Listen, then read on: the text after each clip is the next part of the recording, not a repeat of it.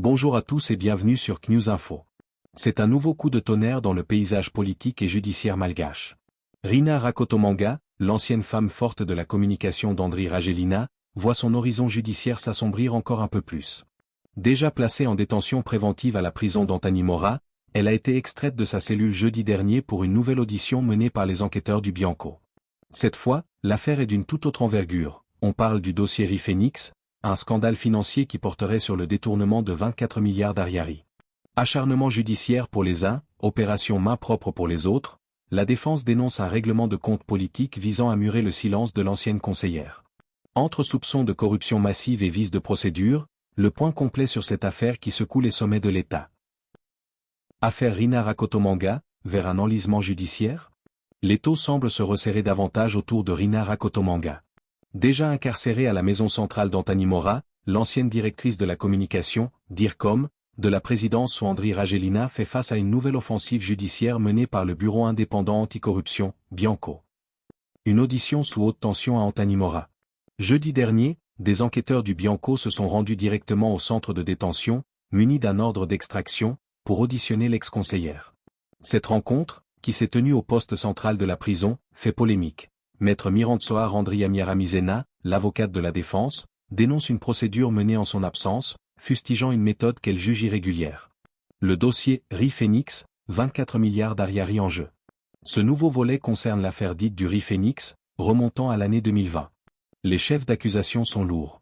Corruption et détournement de fonds publics estimés à 24 textes de milliards d'ariari.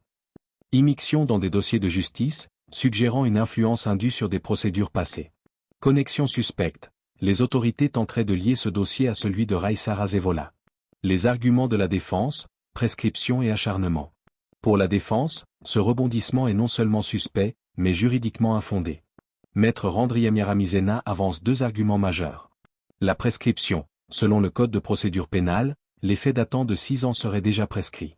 L'autorité de la chose jugée, l'avocate souligne que la Cour des comptes a déjà rendu son verdict sur cette affaire et s'étonne qu'une plainte émanant d'une société privée puisse relancer une machine judiciaire que la défense estime politisée. C'est un harcèlement judiciaire. On tente de faire taire ma cliente par des poursuites montées de toutes pièces, martèle maître Randriamiaramizena. Un contexte de rupture politique.